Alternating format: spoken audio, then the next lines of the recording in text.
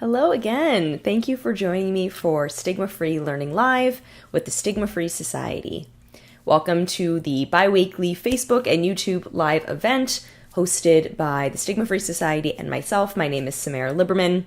The gender pronouns that I use are she and her, and I am back with another week of Stigma-Free Learning Live. Happy Monday to you all. Happy summer to you all. I am very excited to bring you another resource today. Before we dive into the resource in question, I'm going to, again, as always, give you a bit of background on myself and on the Stigma-Free Society.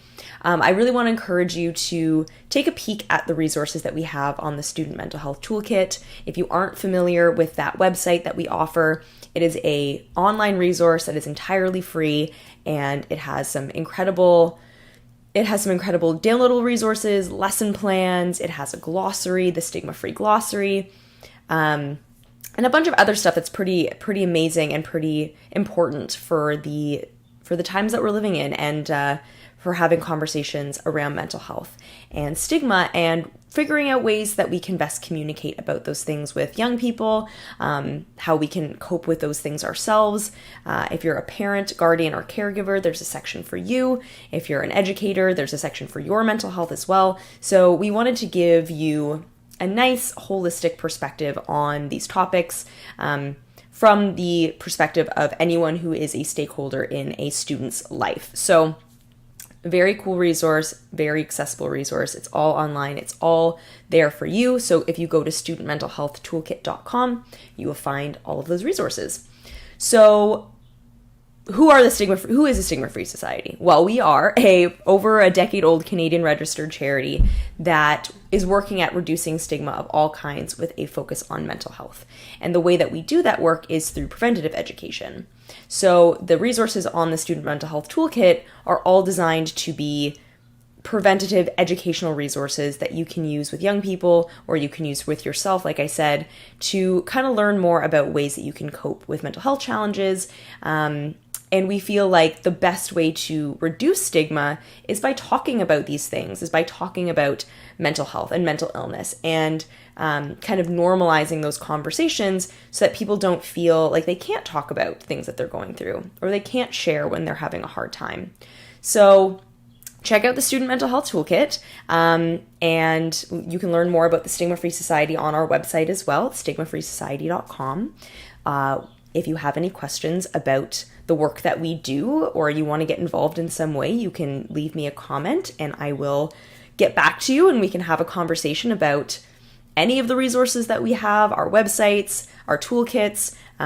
We can talk about ways that you can get involved, anything like that. So, always, my comment section is always open for conversation and discourse. So a little bit about me before we jump into the lesson today, kind of what brings me here, what got me into this work in the first place.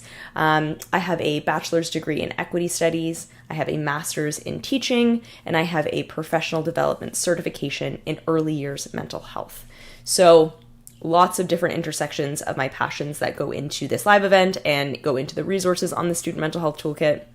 I'm very passionate about this work, very passionate about talking about mental health, so we can, reduce the stigma that exists around it. I think we've come a long way as a society in talking about these things, but we still got a long way to go. So if you want to follow along with the lesson that we are going to be looking at today, you can go to studentmentalhealthtoolkit.com. I think I've said that about 12 times already. And you can find the lesson plan under the Social Studies and English Language Arts curriculum. Sorry, had a little bit of a moment there. So the lesson that we're looking at today is for grade 9, so it'll be on the teen side, on the teen section, and you can find it, like I said, under the Social Studies and English Language Arts curriculum areas. The lesson plans are all organized by curriculums area. So in the Social Studies curriculum and the English Language curriculum, you will find this lesson, and the lesson is called, drumroll please, Social Stigma and the Stigma-Free Tool. So that is the lesson we are looking at today. Please leave me a comment if you would like to see a specific lesson, or if you're here and you just want to say hi.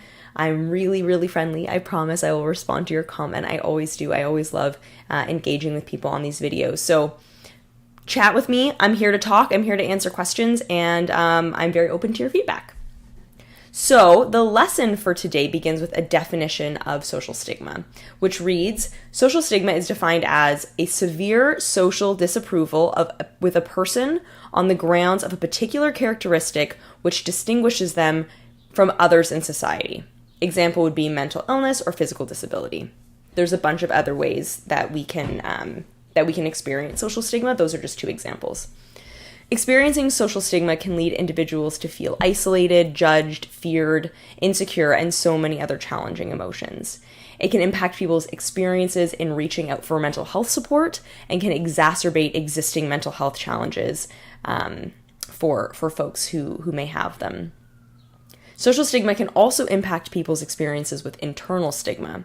When we begin to believe the negative stereotypes that exist in society or that our peers are projecting on us about ourselves, we can start to turn that stigma internally. So social stigma and internal stigma are deeply, deeply interconnected. Social stigma and societal stigma deeply impact the way that we view ourselves. So that can affect our mental health and can create mental health challenges in the first place. So these things are very deeply interconnected, and it's important to look at them kind of in isolation, but also in relationship to each other. Language plays a very important role in either creating stigma or creating and maintaining a safe space for folks. Understanding what social stigma is, what stigmatizing language looks like, and ways to reduce stigma can change dynamics in powerful ways. Through this lesson, your students will discuss what stigmatizing language looks like and what the implications of that language are for people with mental illness.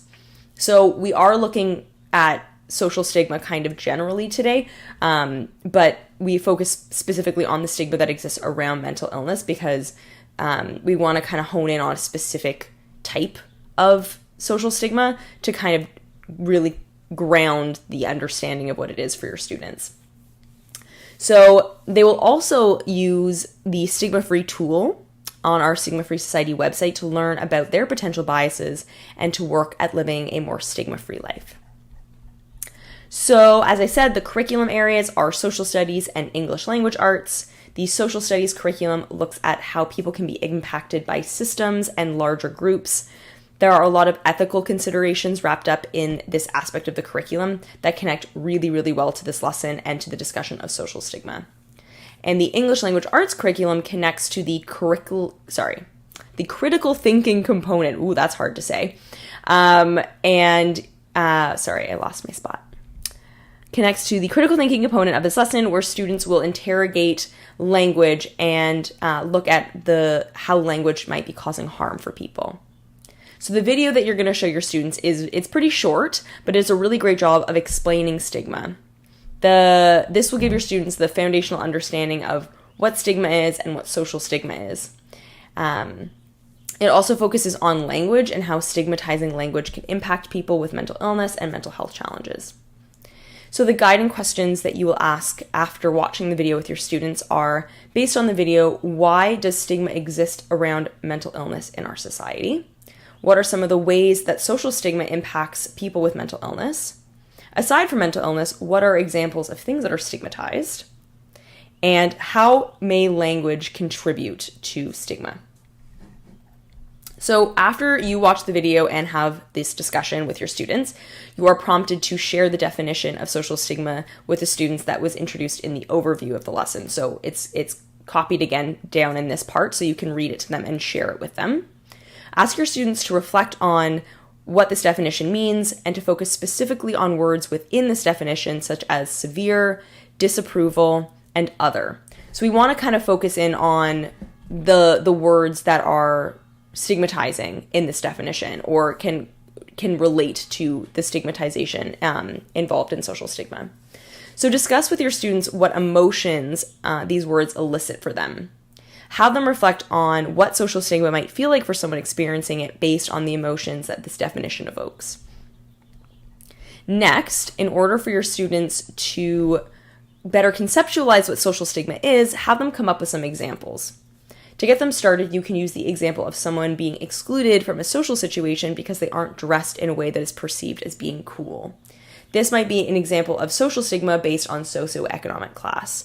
So if a student doesn't necessarily have, like, I don't know, the coolest sneakers or like an article of clothing or like a brand of clothing that is considered cool, then they might be isolated or stigmatized based on their inability to afford this expensive piece of clothing, and that can lead to social isolation. So an example of this, I can speak to from my own childhood, was I remember growing up, the brands Hollister and Abercrombie and Fitch were such a big thing, and they were so expensive, and I remember feeling like I needed to own these clothes in order to feel like I would belong socially.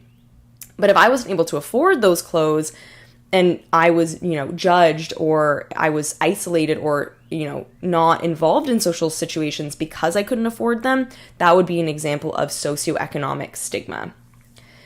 So they might make the connection that social stigma and bullying go hand in hand. This is a correct assessment, but social stigma doesn't always lead to bullying in the ways that they might be thinking. It can be covert and sly and lead people to be isolated in subtle ways, not just overt and extreme ways.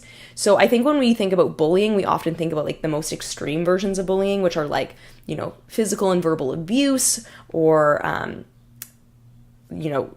online bullying.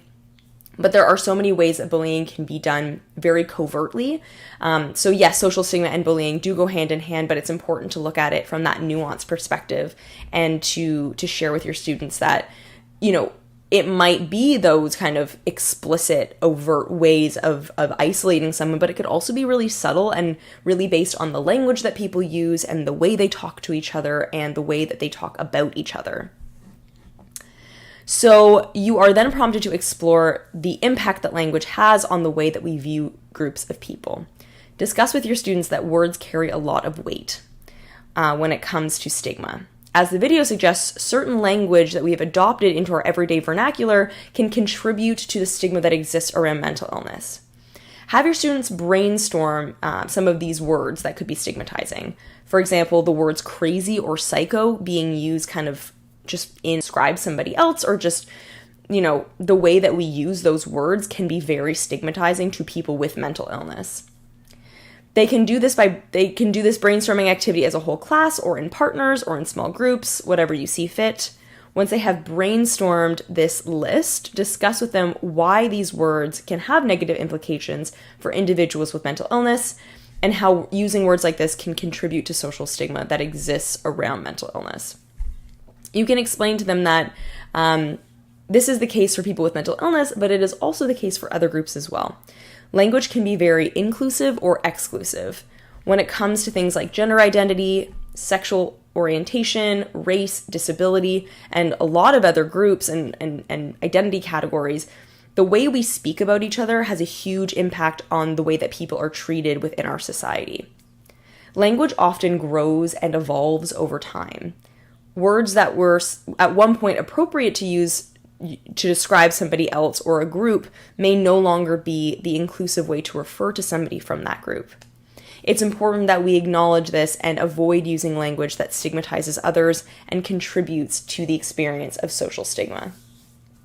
If you want to explore this a little bit further, we do have our Stigma-Free glossary, which houses terms and definitions connected to different identity categories and discusses why inclusive language is important. So we talk a lot, there's this discourse now around the importance of language, and the way that we talk about people and the way that we talk about different groups and different identity categories can have such a huge impact on people's mental health experiences. When we use like gender affirming language, for an example, people who might be non-binary, if you're using the correct pronouns for them or using the correct way of identifying their gender identity, it's a really great way to kind of just, express our inclusive-ness for everyone and to show them that their gender identity is just as important as every other gender identity. So it's really great to talk about inclusion and language in this way, and also to look at the way language has changed over time. Like, crazy used to not be used as like something that we use so commonly today. It used to be used pretty specifically to describe people with mental illness. And knowing that we've adopted it and created it and made it into this term that we use so commonly, it can still have those negative associations for people with mental illness. So it's just important to be cautious about the way that we speak about others and the words that we use, because those words can have a huge impact. For the active part of the lesson, you are going to have your students explore this further by using the Stigma-Free tool on our Stigma-Free website. On the Stigma-Free Society website. The Stigma-Free tool is a simple way, an engaging way to assess your attitudes around stigma privately and to see where you may need to improve your actions and thoughts around the topic of stigma. Have your students use the tool and assess their own potential biases and stigmatizing beliefs. So, we all have bias. We all have things in us that might lead to stigma or lead to some exclusion or social stigma or stigmatizing ways of viewing other people. So I think it's a really great way to kind of do some checks and balances for our biases, and using something like the Stigma-Free tool is a great way to do that. And it's so personal and private that it won't lead to any judgment or shame from anybody else, because if somebody has a bias that they feel inside but they don't really talk about, it can lead to some negative perceptions, but they might not necessarily do anything to change those beliefs if they feel like they're going to be judged by others for having those beliefs in the first place. So using the Stigma-Free tool is a really great way for your students to reflect on what those biases might be, but doing it in a way that is safe and private for them. So some accommodations and modifications for this. For students who are visually impaired, you can read the questions out loud to them, or they can use the text-to-speak function on a computer or tablet. So again, I will always say this, you know your students best. If there are other accommodations or modifications that they might need, please implement them. I like to include some general things that might come up if you are doing this lesson with a student who may have a certain physical disability or learning disability, but I'm sure there are always ways that you can adapt this and modify these lessons to make them as accessible as possible for all of your students. So once your students have used the Stigma-Free tool, you can encourage them to take the Stigma-Free pledge, which is connected to the Stigma-Free tool, but they're kind of two separate things as well. This pledge is a way for them to indicate that they are committing to living a more stigma-free life. This is a way for your students to put words into action, and it comes when it comes to reducing stigma around mental illness and mental health, and stigma in general.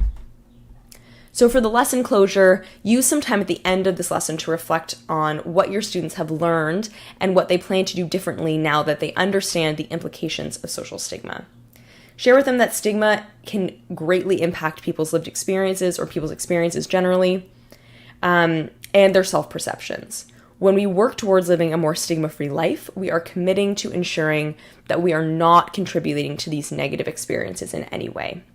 So I think it's a really great time at the end to just take a beat and talk about what they've learned, talk about what their bias is like, or have them reflect on what their biases might be, and then talk about ways that they're going to change these biases or ways that they're going to, work at stomping out stigma. It might be something like if they hear people using language that isn't inclusive or might be stigmatizing, that they speak up, they say something about it. That can be a scary thing to do, especially when we do acknowledge that social stigma is something that exists, and it can lead to isolation if we're speaking out against things that are potentially dangerous or harmful. But it's so important to have people speak up for each other, and to speak up for other groups who might not be there, but just acknowledging that impact that language can have is a really important way to reduce stigma. So that's it for me. I feel like I rambled on a lot in this one, so I do apologize for that, but I hope you found this helpful. If you use this lesson, I'd love to know about it. Share with me if you've used any of these lessons in the past, if you've used this live event as a way to implement those lessons a little bit differently. I'd love to hear about it. So thank you for joining me today, and I will see you in 2 weeks for another episode of Stigma-Free Learning Live. I hope you have a great week and a half, 2 weeks, whatever it is in the meantime, and I will see you very soon.